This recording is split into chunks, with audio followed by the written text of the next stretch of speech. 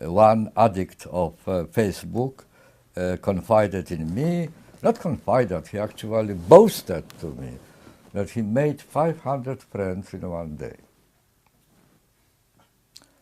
My reply was that I live 86 years, but I don't have 500 friends. I didn't manage to do it. So presumably, when he says friend and I say friend, we don't mean the same thing. It's a different kind of friend. I never heard when I was young the concept of network. I heard about human bonds. I heard about communities, this sort of thing, but not network. What is the difference between community and network? Community precedes you. You are born into a community. On the other hand, we have network. What is network? Unlike community, network is made and maintained, kept alive by two different activities. One is connecting and the other is disconnecting. And I think that the attractiveness of the new type of friendship, Facebook type of friendship, I call it, is precisely in that. That it is so easy to disconnect. It is easy to connect, to make friends, but the greatest attraction is the facility of disconnecting. Just imagine if you have not online friendship, not online connection, not online sharing, but offline connection, real connection, face to face, body to body, eye to eye. Then breaking relationship is always a very traumatic event. You have to find excuses, you have to explain, you have to lie very often, and even then you don't feel safe because the partner would say, well, you have no right, you are swine, you are pig, you are whatever, awful man, and so on. It's difficult, but on internet it's so easy, you just press delete and that's it. Instead of 500 friends, you have 499, but it is only a temporary irritant because tomorrow you will have another 500. That undermines human bonds. Human bonds are a mixture of blessing and a curse. Blessing, because it is really tremendously pleasurable and tremendously satisfying to have another partner on whom you can rely and do something for him or for her. It's some kind of experience which is unavailable to the Facebook friendship. So it's a blessing. And I think that very many young people are not even aware what they lost because they never experienced this sort of situation. On the other hand, it is a curse because once you enter the bond, you expect to stay there forever. You swear, you take an oath, till death do us part, right? Forever. But what does it mean? It does mean that you mortgage your future. Perhaps tomorrow or next month or next year, there will be new opportunities, now unheard of. You can't predict them, and you won't be able to pick them, these new opportunities, because you will be already tied by your old commitments, old obligations. So it's a very ambivalent situation, and hence the curious phenomenon of this solitary person in a crowd of solitaries, right? We are all in solitude and in a crowd in the same time. That there are two essential values which are absolutely indispensable for satisfying, rewarding, relatively happy life. One is security, the other is freedom. You can't be happy, you can't have a decent, dignified human life in the absence of one of them, right? Security without freedom is slavery. Freedom without security is complete chaos, inability to do anything, plan anything, even dream about anything. So you need both. The trouble, however, is that no one yet in history and on the planet found the golden formula, the perfect mixture of security and freedom. Each time you get more security, you surrender a bit of your freedom. There's no other way.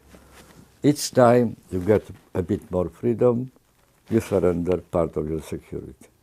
So you gain something and you lose something. 70-odd years ago, Sigmund Freud published this famous and tremendously profound and influential book called Civilization and Its Discontents. He said that civilization is always an exchange, a trade-off, as he put it, trade-off. You give something of one value in order to get something of the other value. And he said, he wrote it in 1920s, and at that time he said that our problem, their problem of the old generation, was that they surrendered too much freedom for the sake of security. My deep conviction is that if Freud was giving this interview with me at the moment, he would probably repeat that every civilization is an exchange, a trade-off. But his diagnosis will be exactly opposite, that our troubles come today from the fact that we have surrendered too much of our security for the sake of more freedom. That's a dilemma. So my conclusions are twofold. One, we will never find the perfect solution of the dilemma between security and freedom. There always will be too much of one and too little of the other, right? And the second, that we will never stop looking for such a golden mean. That I don't believe that there is one way of being happy. There are many ways of being happy.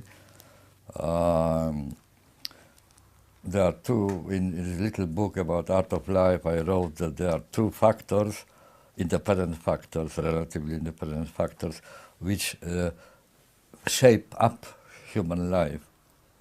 One is fate.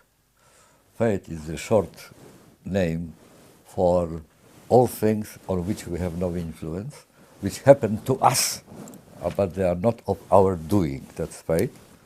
And the other is character.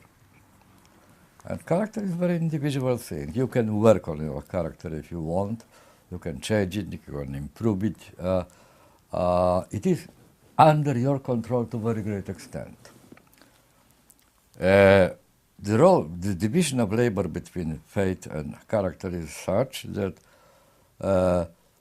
the fate sets the range of options which are realistic to you. On that you have no influence. If you were born 20 years earlier than you were, your range of options will be different. If you were born 20 years later, again it will be different. If you were born in this suburb, affluent suburb, you have one range of options. If you are born in a ghetto, it's completely different range of options. But there is always a range of options which is provided by fate. But the choices between these options are made by character. And because characters are very many and very different, you can't give one recipe for happiness. I know that there are counselors now who earn quite a lot of money by pretending that they have recipes for happiness. Don't believe them. They are, hoodwink you. I would never dare to give such an advice. Well, I am not comparing myself with Socrates, but very many philosophers, contemporary philosophers, consider life of Socrates, his personality, which he constructed, as the most perfect, relatively perfect, which you can imagine. But what does it mean? Does it mean that if Socrates' kind of life, which he selected, is the perfect solution for Socrates anyway, does it mean that we all should imitate Socrates and try to be like him? No. The answer is on the contrary, because precisely Socrates considered a secret of his happiness in that he, on his own, by his own will, created the form of life which he lived. People who imitate somebody else's form of life, somebody else's model of happiness, are not like Socrates. On the contrary, they betray his recipe. They betray his recipe, because his recipe precisely, well, you can translate it in a simple term, saying that for every human being there is a perfect world made especially for him or for her.